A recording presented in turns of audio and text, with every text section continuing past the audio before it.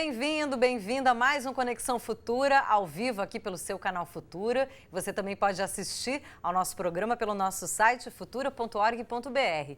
E hoje a gente abre espaço para falar da literatura afro-brasileira ou literatura negra. Uma fala não só de defesa da igualdade racial e da valorização das manifestações de matriz africana, mas também da inclusão do olhar do escritor negro, da escritora negra na arte literária e no mercado editorial no nosso país. Essa expressão literária surge na década de 1940, com a articulação de movimentos como o Teatro Experimental do Negro, e a partir de então a produção de autores negros foi se destacando, se posicionando politicamente, até o amadurecimento de uma geração inteira de autores produzindo. Hoje nós vamos falar sobre a produção desses autores negros no Brasil e o reconhecimento dessa literatura. Então, quais são as características da literatura negra contemporânea, quais os seus principais autores e como anda aí o espaço no mercado editorial? Para isso, a gente recebe aqui no estúdio a Conceição Evaristo, que é escritora e doutora em literatura comparada pela Universidade Federal Fluminense, a UF, e a Fernanda Felisberto, que é professora de literatura da Universidade Federal Rural do Rio de Janeiro. Pela internet, daqui a pouquinho, a gente conversa também com o Eduardo de Assis Duarte, que é professor de pós-graduação em Letras e Estudos Literários da Universidade Federal de Minas Gerais e também coordenador do Literafro, um portal da literatura afro-brasileira. Onde quer que você esteja, você pode participar dessa conversa como todas as outras vezes, pelas nossas redes sociais, pelo Canal Futura Oficial no Facebook, pelo @Canal Futura no Twitter, tem também o nosso WhatsApp, que é 21 968 668 414,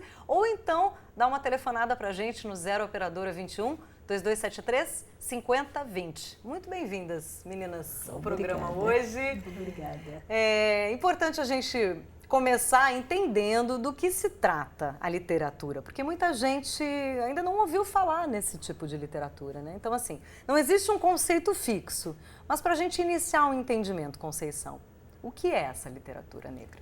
Bom, eu diria, a gente poderia começar pensando numa produção literária em que o sujeito da escrita, tanto o sujeito como o objeto da escrita, é o próprio negro, homens e mulheres, que vão criar seus textos literários a partir de uma subjetividade negra.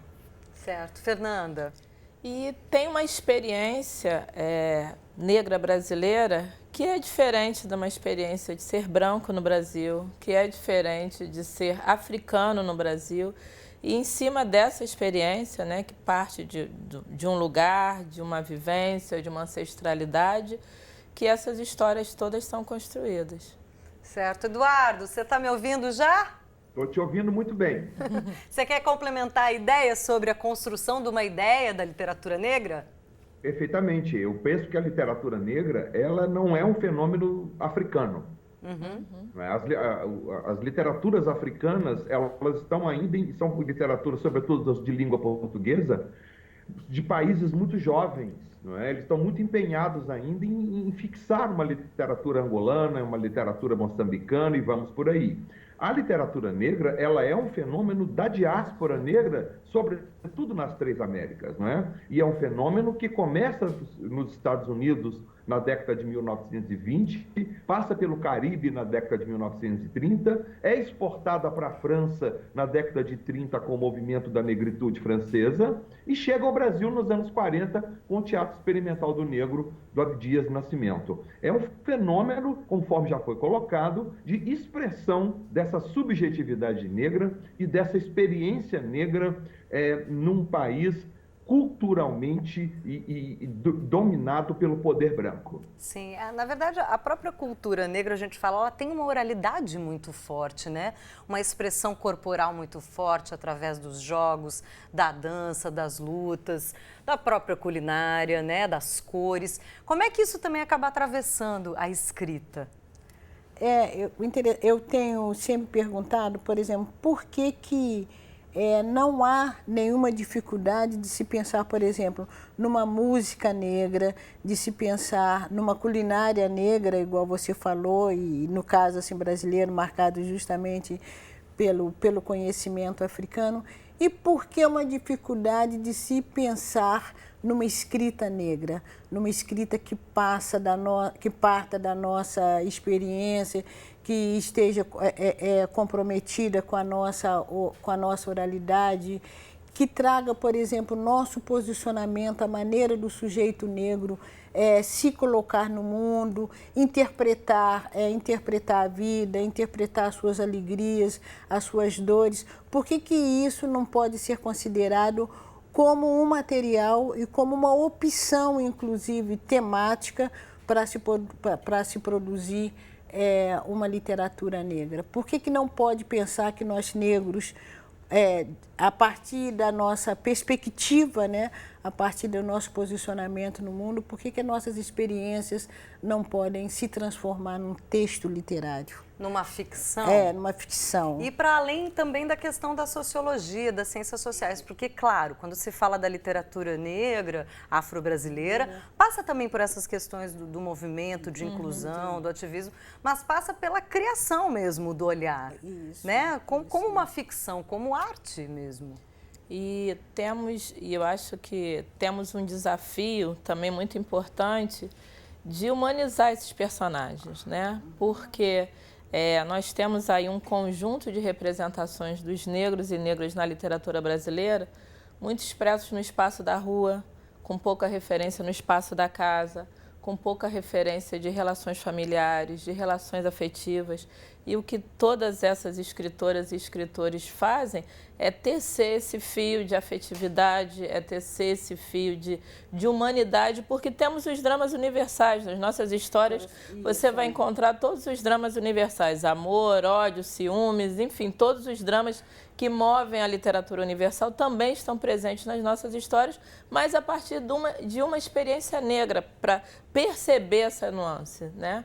Então, esse eu acho que é um compromisso que autores e autoras têm com essa nossa literatura. Eduardo, indo ao encontro do que a Fernanda está comentando, a questão da literatura negra, ela passa a ter um viés político também por isso, porque ela muda o lugar do negro, da negra, na história da humanidade.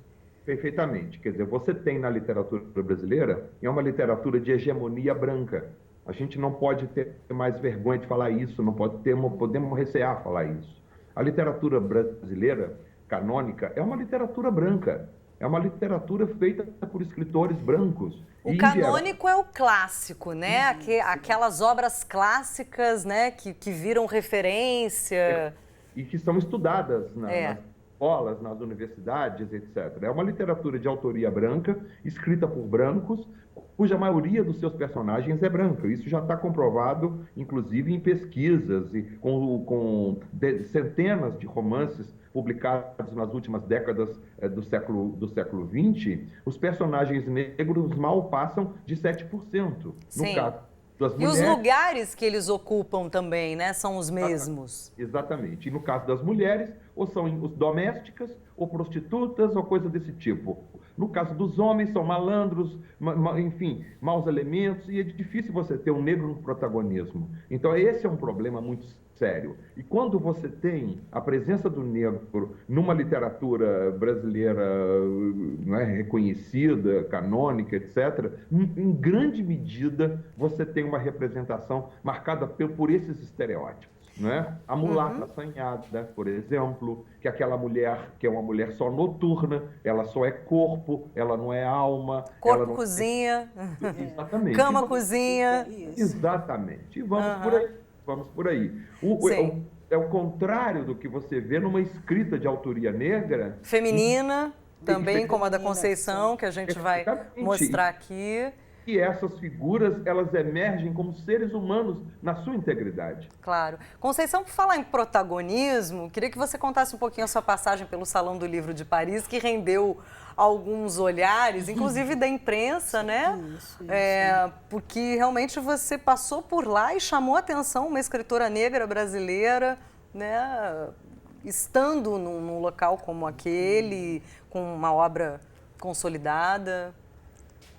Eu afirmei muito isso lá em Paris e afirmo aqui no Brasil, e afirmo, essa minha afirmativa também é uma afirmativa que tem eu faço questão de fazer esse questionamento, é uma posição política e eu tenho dito, na verdade eu chamei muita atenção em Paris, muito pelo fato de ser uma mulher negra presente num evento internacional de literatura.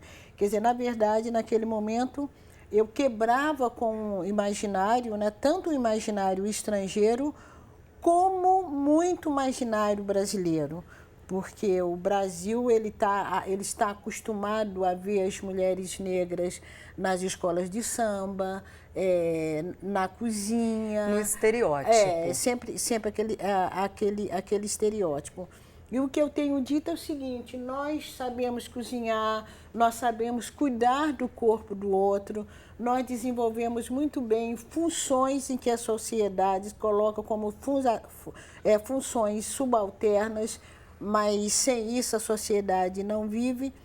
E sabemos dar aula, sabemos escrever, sabemos pensar, sabemos filosofar, mas aí já são posições que o imaginário brasileiro não acata em relação às mulheres negras. Então eu fui a fruta rara, entende? O objeto de espanto. E o objeto... O elemento sujeito de espanto. Isso. O sujeito de espanto. E também afirmei lá em uma mesa, quer dizer, isso muito dentro da nossa perspectiva, da nossa maneira de encarar o mundo. Quer dizer, quando nós, mulheres negras, eu acho que eu posso pensar em termos de mulheres negras, não só a escrita de Conceição Evaristo, mas quando nós produzimos um texto em que estamos falando do outro, né, e que estamos dizendo dessa alteridade humana, nós estamos falando de nós mesmos, né? Quer dizer, lá em Paris ficou muito comprovado, né? Sim. A diferente era eu, né? O outro era eu. Agora, sem sombra de dúvida, foi muito boa. Claro, entende? até para divulgar justamente o movimento da literatura. Isso. Agora, assim como escrever, né, desse ponto de vista, há também o mercado editorial, né, Fernanda? Que aí são outras barreiras, você também tem uma livraria. Então, você trabalha direto com essa questão do mercado, né? De produção e distribuição e de entendimento disso como uma opção de leitura e como uma produção real.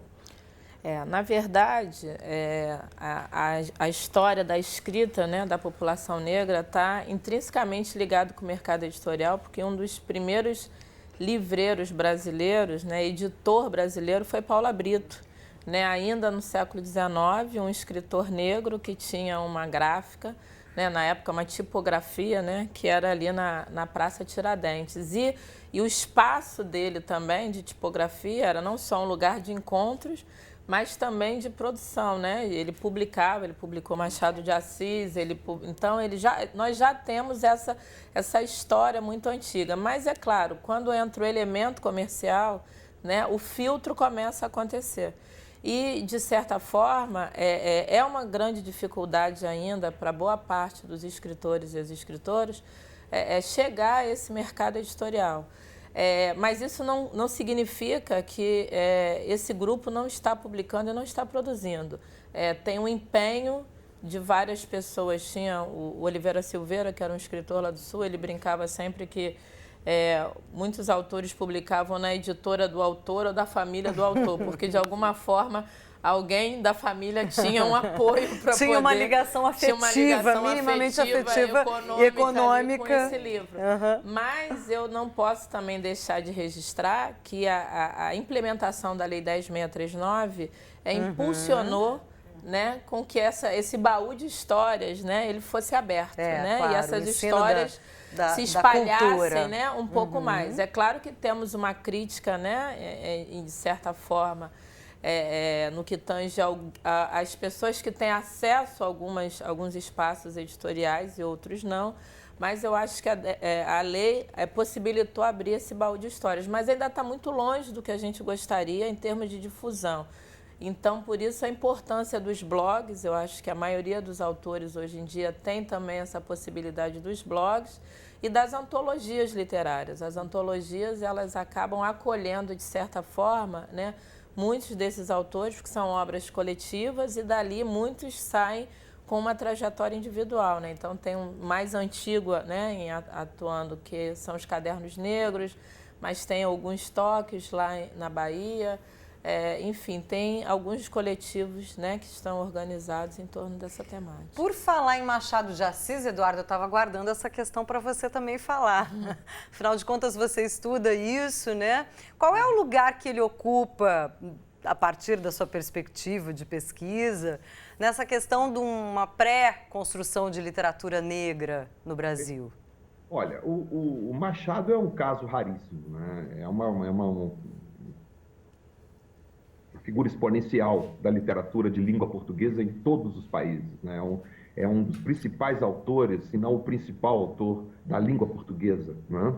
No caso do Machado, ele é um precursor, ele é um grande precursor, né? Nós estávamos comentando que o fenômeno da literatura negra, ele é um fenômeno do século XX, né? É uma tradição da literatura negra ocidental, é uma tradição do século XX.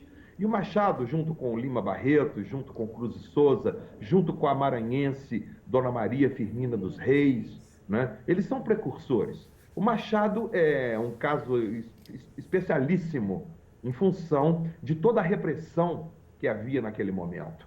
Era uma pessoa que dependia de um emprego, né? Ele tinha um emprego público, ele dependia profundamente desse emprego e estava profundamente consciente das perseguições políticas que aconteciam a todas aquelas pessoas que se manifestavam publicamente contra a escravidão.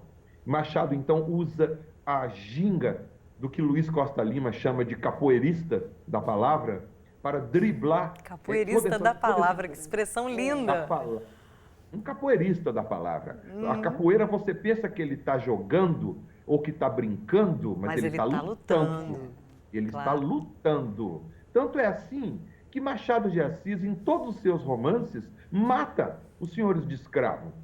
E ele tem uma grande ironia permanente, por isso que quando a gente, na verdade, nos é apresentado Machado de Assis na escola, a gente não tem uma certa maturidade para entender isso, o quanto ele trabalha essas questões, as entrelinhas no que ele escreve. As entrelinhas. Eu fui para um debate com o pessoal do movimento negro e um jovem me perguntou, mas quem é o herói negro do Machado de Assis? Cadê o zumbi dos Palmares do Machado de Assis? Eu dizia, e eu respondi, quem é o herói branco do Machado de Assis?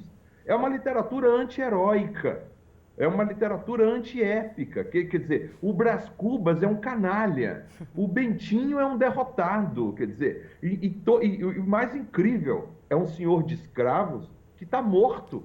Brás Cubas está morto na primeira página do livro. E o autor não enterra. E o autor faz esse defunto jogar os podres dessa classe escravista dominante ao longo do livro inteiro. E mais incrível ainda, o livro foi publicado primeiro no jornal, melhor, na revista brasileira. Ou seja, esse defunto entrava todos os domingos nas casas dos senhores de escravo, colocando ali em formato de folhetins, em pequenos capítulos, isso em 1880, 8 anos antes da abolição.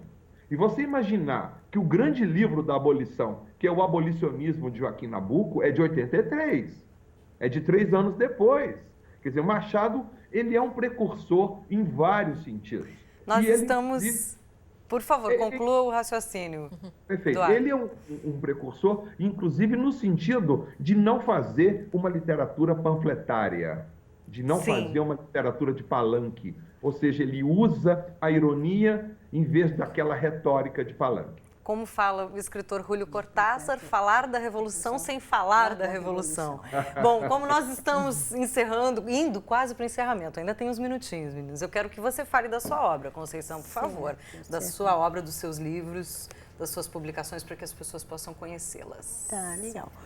Vamos uma a uma. Tá. Bom, eu começo pelo Ponciano Vicêncio, que foi o primeiro livro meu publicado, não o primeiro escrito. Ponciano Vicêncio, na verdade, tem sido assim, o meu cargo-chefe. Foi traduzido para o inglês, lançado nos Estados Unidos, me parece que em 2007, perdi agora a data. E foi essa obra que foi lançada no Salão do Livro em Paris. E está sendo preparada uma tradução em espanhol no México e uma outra também em italiano, até por uma aluna da professora Constância Duarte. Certo.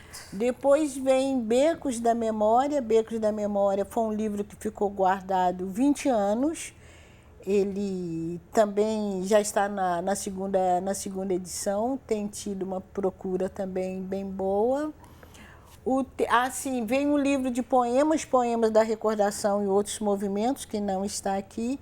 Depois vem Submissas Lágrimas de Mulheres, esqueci o ano, e Olhos d'Água, que eu me lembro que foi esse ano, né? Olhos d'Água, não dá para esquecer. Os dois últimos são livros de conto. Todos eles, com exceção de Olhos d'Água, que é para uma editora de médio porte, né? Que é a editora Palas, mas todos eles são publicados por editoras pequenas. Também contando muito com a minha audácia de ou bancar totalmente a publicação, ou pelo menos a metade. Mas eu acho que é uma audácia que vale a pena. Muito a pena. Que vale a pra, pena. Não vale só para você, para todo mundo que tem acesso. Uma questão para você, Fernanda. Esse pouco apreço à literatura, do Robson Lopes, do Rio de Janeiro, a questão. Esse pouco apreço à literatura negra não seria devido a sempre, quando pensamos no negro, lembrarmos primeiro da cultura, da dança, da música? Seria bom se olhássemos para a literatura também, já que ela é incrível e riquíssima? Com certeza, até porque se a gente pegar até o próprio exemplo do Machado de Assis, muitos jovens passam pelos seus anos escolares lendo Machado, mas sem saber que está lendo um autor negro.